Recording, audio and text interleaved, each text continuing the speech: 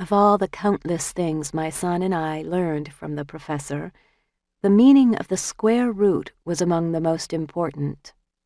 No doubt he would have been bothered by my use of the word countless, too sloppy, for he believed that the very origins of the universe could be explained in the exact language of numbers. But I don't know how else to put it.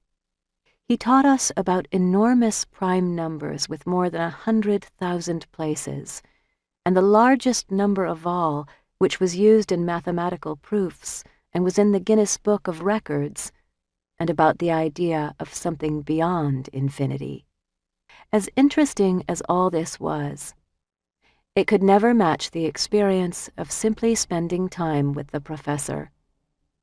I remember when he taught us about the spell cast by placing numbers under this square root sign. It was a rainy evening in early April. My son's school bag lay abandoned on the rug. The light in the professor's study was dim.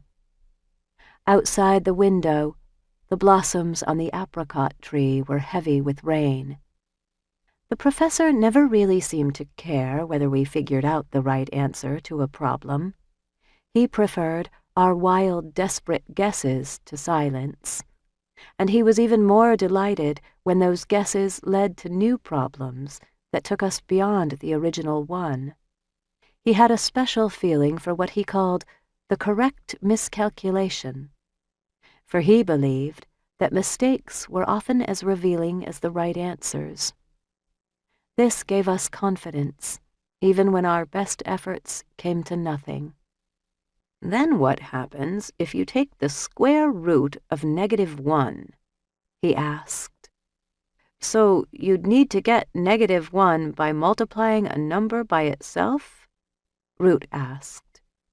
He had just learned fractions at school, and it had taken a half-hour lecture from the professor to convince him that numbers less than 0 even existed, so this was quite a leap.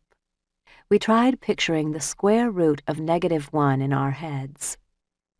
The square root of 100 is 10. The square root of 16 is 4.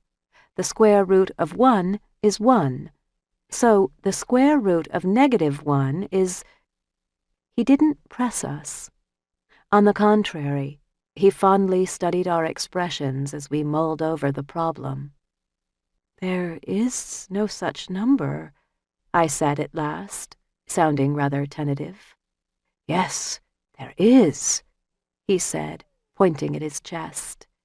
"It's in here.